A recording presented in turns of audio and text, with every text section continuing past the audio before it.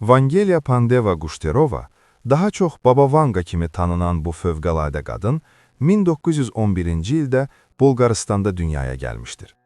12 yaşında güclü bir tufon onu hərəkətdən çıxarır və gözlərini əbədilik üçün qapadır.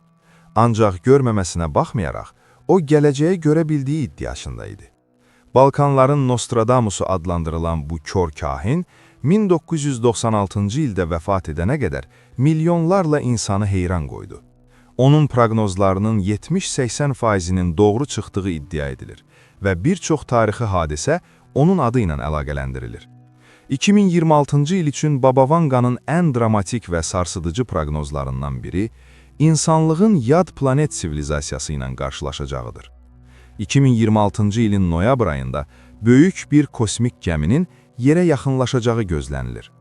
Bu hadisə bəşəriyyətin tarixində tamamilə yeni bir dövr açacaq. Hələ ki qeyri-müəyyəndir ki, bu əlaqə sülhsevər olacaq, yoxsa təhlükə yaradacaq. Lakin bir şey əmindir, heç bir şey əvvəlki kimi olmayacaq. Təbiət də 2026-cı ildə insanlığa qarşı qəddarlığını göstərəcək. Planetimizin quru sahəsinin 7-8%-ni təsir edəcək böyük təbii fəlakətlərdən danışılır. Kütləvi zəlzələlər və şiddətli vulkan püskürmələri, həddindən artıq hava şəraiti və ekstremal temperaturlar bizi gözləyir. Avropada rekord isti dalğaları, Avstraliya və Kanadada dağıdıcı meşə yanğınları baş verəcək. Myanmar 2025-ci ildə artıq kütləvi qətlə səbəb olan zəlzələlər yaşadı və bu, Baba Vanga'nın proqnozlarının aktuallığını bir daha təsdiq edir. Baba Vanga nadir hallarda dəqiq yerlər və ya tarixlər göstərirdi. Lakin son illərdəki real hadisələr onun sözlərinin doğruluğunu sübut edir. Dünya münaqişələri 2026-cı ildə daha da gərginləşəcək. Beynəlxalq siyasi anlaşılmazlıqlar yeni səviyyəyə çatacaq. Şərq və Qərb arasında toqquşmalar davam edəcək. 2025-ci ildə başlayan bəşəriyyətin süqutu tendensiyası daha da intensivləşəcək. Bəzi şərhçilər bunu 3-cü Dünya müharibəsinin potensial başlanğıcı kimi görür. 2026-cı il təhlükəli bir dönüş nöqtəsi ola bilər və dünya bu dönüşdən sonra çox fərqli görünəcək. İqtisadi cəhətdən də 2026-cı il çox çətin keçəcək. Baba Vanga bu il üçün ciddi iqtisadi böhran proqnozlaşdırıb. Buna pul sıxılması və ya cash crash deyilir. Həm rəqəmsal, həm də fiziki pul sistemləri eyni vaxtda uğursuzluğa düçar olacaq. Bank böhranları və kəskin likvidlik çatışmazlığı yaşanacaq. Valyuta dəyərlərində dramatik düşmə, qlobal ticarət və maliyyə bazarları üçün böyük pozuntular gözlənilir. İnflyasiya, yüksək faiz dərəcələri və texnologiya sektorundakı qeyri-sabitlik vəziyyəti daha da ağırlaşdıracaq. Maliyyə ekspertləri bu hadisənin dünya ticarəti və maliyyə bazarları üçün böyük pozuntuya səbəb ola biləcəyini qeyd edirlər. Süni intellekt haqqında heç bir məlumatı olmayan Baba Vanga, 2026-cı il üçün texnoloji irəliləyişlərin etik sərhədləri aşacağından xəbərdar edirdi. Süni intellekt əsas sektorlarda dominantlığa başlayacaq, iş yerlərində ciddi pozulmalar və kütləvi işsizlik riski yaranacaq. Böyük etik çətinliklər və həll olunmamış dilemmalar meydana çıxacaq. İnsanların texnologiya ilə qarşılıqlı əlaqə tərbi köklü şəkildə dəyişəcək. Ənənəvi biznes strukturlar yenidən formalaşacaq və biz tanıdığımız iş dünyası tamamilə başqa cür olacaq. Tibbi sahədə isə 2026-cı il bəzi müsbət irəliləyişlərə şahid olacaq. Çox xərçəngli erkən aşkarlama, qan testləri ən azı bir böyük ölkədə pilot proqramlardan milli skrining proqramlarına keçəcək. Bu, xərçəngin diaqnostikası və müalicəsində əhəmiyyətli irəliləyiş deməkdir. Sintetik orqanlar sahəsində də böyük addımlar atılacaq. Baba Vanga 2046-cı il üçün sintetik orqanların kütləvi istehsalını proqnozlaşdırıb və 2026-cı il bu istiqamətdə əsas addımların atılacağı il ola bilər. Gen redaktəli donuz böyrək transplantasiyaları, biosuyuni qaraciyər cihazları üçün erkən kliniki sınaqlar və 3 ölçülü çap edilmiş canlı toxuma implantları, məsələn, 3 ölçülü çap olunmuş qulaq kimi nailiyyətlər gözlənilir. Kosmik kəşfiyyat sahəsində də 2026-cı il mühüm il olacaq. Baba Vanga 2028-ci il üçün insanlığın Veneradan enerji istifadəsini proqnozlaşdırıb. NASA ekspertlərinə görə kosmik kəşfiyyat uzun prosesdir və 2026-cı ildə bu istiqamətdə hazırlıq işlərinə başlanmalıdır. Veneraya səyahət planları konkret forma almağa başlayacaq. Maliyyə bazarlarında qızıl qiymətlərində gözlənilməz dəyişikliklər yaşanacaq. Qızıl bazarında qeyri-adi hərəkətlər gözlənilir. Bəzi mənbələr qızılın təhlükəsiz liman statusunu itirə biləcəyini iddia edir. Digər şərhlərə görə isə qiymətlərdə kəskin artış ola bilər. Cash crash fonunda qızılın faydasız hala gələcəyi iddiası da mövcuddur. 2027-ci ildə yeni bir xəstəlik və ya bioloji təcrübə yaranacaq. Bəzi insanlarda fövq-bəşər, yəni superhuman əlamətləri görünə bilər. Bu proqnoz kimyəvi və bioloji müharibə ilə də əlaqələndirilə bilər və bəşəriyyət yeni bir təhlükə ilə üz-üzə qala bilər. 2028-ci il yeni enerji mənbəyinin kəşfi ili olacaq. Güclü və təmiz yeni enerji mənbəyi tapılacaq.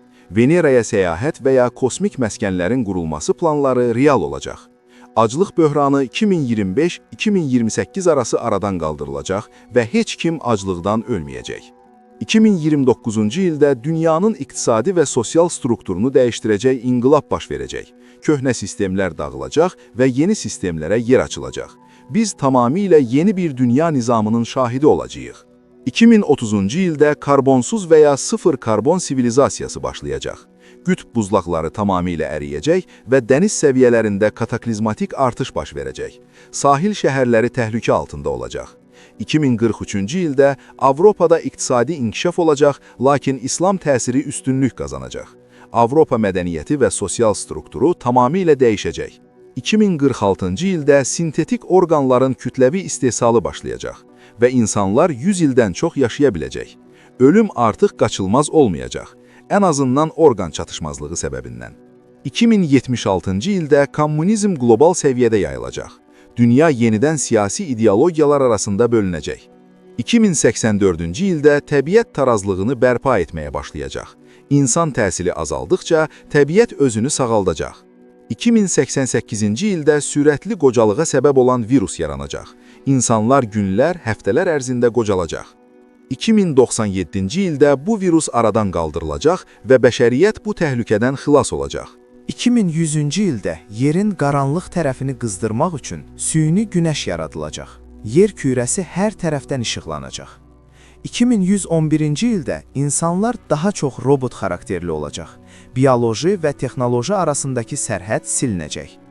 2223-cü ildə kiçik dövlətlər arasında müharibələr olacaq, lakin böyük güclər kənarda qalacaq və müdaxilə etməyəcək. 2125-ci ildə Macaristan dərin kosmosdan siqnallar alacaq. Hətta Baba Vanga özü yenidən peyda olacaq, yaxud onun ruhu bəşəriyyətə yenidən xəbər verəcək. 2300-cü ildə yad planet köməyi ilə dənizaltı cəmiyyətlər formalaşacaq. İnsanlar okeanların dibində yaşayacaq. 2154-cü ildə heyvanlar insan kimi xüsusiyyətlər əldə edəcək. Onlar danışacaq, düşünəcək, bəlkə də hüquqlar tələb edəcək. 2167-ci ildə yeni qlobal din yaranacaq. Bütün köhnə dinlər birləşəcək və ya tamamilə yeni bir inanc sistemi meydana çıxacaq. 2304-cü ildə insanlıq zaman səyahəti əldə edəcək. Keçmiş və gələcək arasında sərbəst hərəkət mümkün olacaq.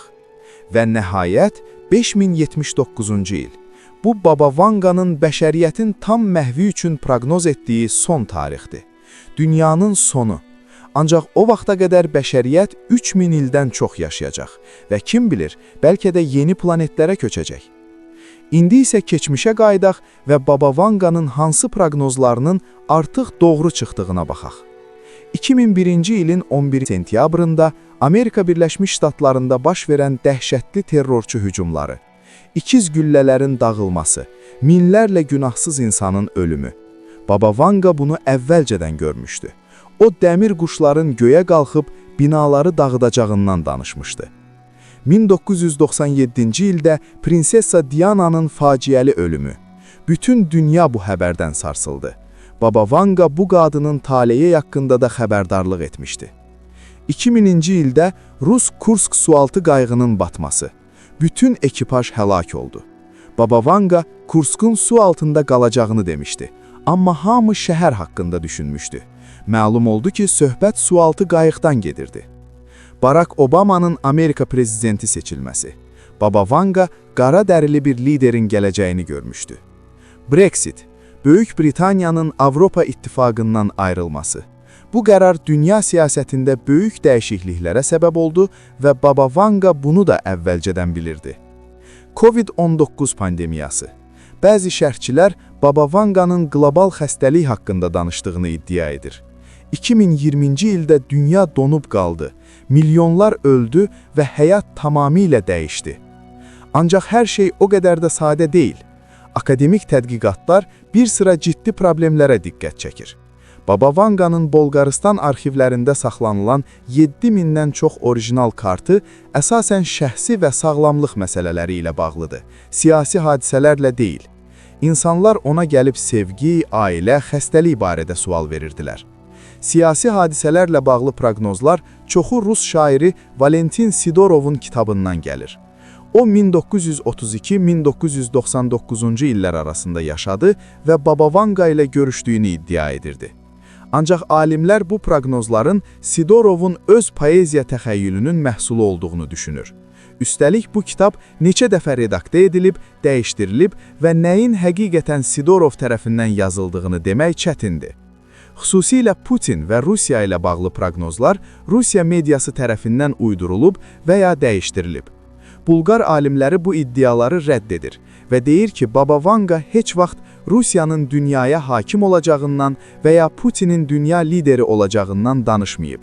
Bunlar sonradan əlavə edilmiş siyasi propagandadır. Proqnozların əksəriyyəti çox qeyri-müəyyəndir. Dəqiq tarixlər, dəqiq yerlər göstərilmir. Məsələn, böyük müharibə olacaq demək asandır, amma nə vaxt, hərədə, kimin kiminlə vuruşacağı qeyd edilmir. Bir çox proqnoz hadisədən sonra uyğunlaşdırılır. Yəni bir şey baş verdikdən sonra insanlar geriyə qayıdıb Baba Vanga'nın sözlərini o hadisəyə uyğunlaşdırırlar. Buna retrofitting deyilir və bu çox yayğın bir problemdir. Skeptiklər Baba Vanga'nın proqnozlarını psevdoelm və spekulativ folklor kimi qiymətləndirir. Yoxlanıla bilən mənbələrin olmaması və viziyaların sensasyon şəkildə ötürülməsi onların həqiqiliyini sübut etməyi demək olar ki, qeyri-mümkündür. Çoxu sadəcə uydurma və ya təsadüfdür. Ancaq tərəfdarlar bunun əksinə inanır. Onlar Baba Vanga'nın nadir və sirri istedada malik olduğunu, bəzi viziyaların qeyri-adi vaxtlamasının həqiqətən diqqətə layiq olduğunu iddia edir. Axı necə ola bilər ki, o 2-ci Dünya müharibəsindən, ölkələrin dağılmasından, texnologiyanın inkişafından danışsın? Bu hesabat 15-dən çox beynəlxalq mənbə əsasında hazırlanmışdır. Proqnozların dəqiqliyi mübahisəlidir və elmi əsası yoxdur. Bu məlumat yalnız informasiya məqsədli təqdim edilir və heç kəs bunu mütləq həqiqət kimi qəbul etməməlidir. Baba Vanga fenomeni mədəniyyət və media tərəfindən gücləndirilmişdir. Qeyri-müəyyən dövrlərdə, böhranlar zamanı insanlar daha çox bu cür proqnozlara müraciət edirlər. Çünki gələcəkdən qorxuruq və nəyin baş verəcəyini bilmək istəyirik. Proqnozlar qorxu və ümid, fəlakət və tərəqqi arasında balans yaradır. Onlar bəşəriyyətin qarşılaşdığı real problemləri əks etdirir. İqlim dəyişikliyi, müharibələr, iqtisadi böhranlar, texnologiyanın nəzarətdən çıxması, bunların hamısı real təhlükələrdir və Baba Vanga'nın proqnozları bu qorxularımızı əks etdirir. Baba Vanga'nın özü də deyirdi ki, gələcək sabit deyil və bizim bugünkü seçimlərimizlə formalaşır. Ən həqiqi viziya budur ki, gələcək bizim əməllərimizə qulaq asır. Biz nə ediriksə, gələcək də elə olacaq. Əgər təbiəti məhv etsək, təbiət bizi məhv edəcək. Əgər müharibə istəsək, müharibə alacağıq. Əgər sülh və inkişaf istəsək, onu da əldə edə bilərik. Odur ki, bu proqnozlara inanaq ya da inanmayaq, bir şey aydındır. Gələcək bizim əlimizdədir və biz onu özümüz qururuq. Baba Vanga bizi xəbərdar edir, amma son qərarı biz veririk. Hər bir seçimimiz, hər bir əməlimiz gələcəyi formalaşdırır. Və bəlkə də ən böyük proqnoz budur ki, bəşəriyyət öz taleyini özü müəyyən edir.